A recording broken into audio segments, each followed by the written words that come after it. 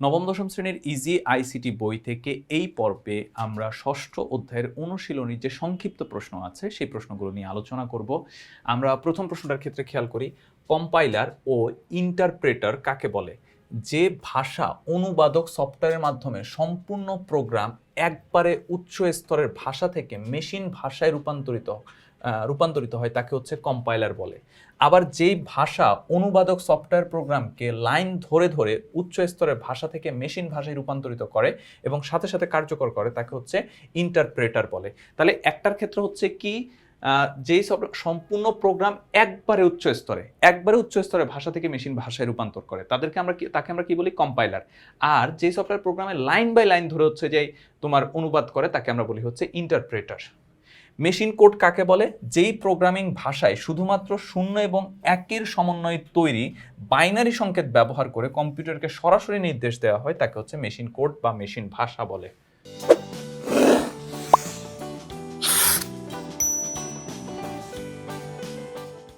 এই যে দেখো, হোয়াইল লুপ ব্যবহার করে এনসিটিবি লেখাটি 3 বার প্রদর্শনের একটি প্রোগ্রাম লেখো।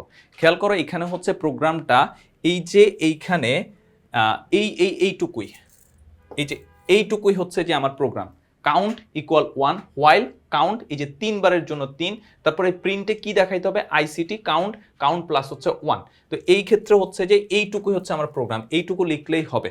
ঠিক আছে? তো এইটা তোমরা হচ্ছে মুখস্থ করে হবে না, এটাকে হচ্ছে বারবার লিখে প্র্যাকটিস করার মাধ্যমে এটা হবে। আর এটা যখন আমরা রান করব তখন হচ্ছে যে এইভাবে হচ্ছে তোমার মনিটরে শো করবে। 1 থেকে 50 পর্যন্ত সকল ধনাত্মক সংখ্যার যোগ ফল নির্ণয়ের জন্য প্রোগ্রাম লেখো। নিচে প্রোগ্রামটা এই যে কোডিংটা হচ্ছে আমাদের এখানে দেয়া আছে। তো প্রথমে হচ্ছে সাম ইকুয়ালস টু 0, তারপর হচ্ছে কাউন্ট ইকুয়ালস 1, তার হোয়াইল কাউন্ট হচ্ছে কত পর্যন্ত? 50 পর্যন্ত, 50-এর সমান বা হচ্ছে তার থেকে কম। তারপরে সাম সমান হচ্ছে সাম প্লাস হচ্ছে কাউন্ট, তারপর কাউন্ট সমান হচ্ছে কাউন্ট প্লাস 1। তারপরে প্রিন্ট মানে কি দেখাবে? প্রিন্ট মানে হচ্ছে আমার ডিসপ্লেতে কি দেখাবে? The some of the value is, তারপর হচ্ছে সাম এখানে লিখলাম, প্রোগ্রামটি রান করার ফলাফল হচ্ছে যে সামনে চলে আসবে 1275। এইখানে যে 3 আর 4-এ যে দুইটা কোডিং তোমার কাছে দেখানো আছে বা প্রোগ্রামিং তোমার কাছে দেখানো আছে, এগুলো হচ্ছে বারবার প্র্যাকটিস করবা, লিখে প্র্যাকটিস করার মাধ্যমে হচ্ছে তোমার এই জিনিসটা হবে। না হলে হচ্ছে তুমি এখানে মুখস্থ করে এটা রাখতে পারবে না। তো এটাই ছিল আমাদের এই পর্বের আলোচনা। তোমরা যারা ইজি আইসিটি বই সংগ্রহ করনি খুব দ্রুত সংগ্রহ করে ফেলবে। সবাই ভালো থাকবে, সুস্থ থাকবে। আল্লাহ হাফেজ।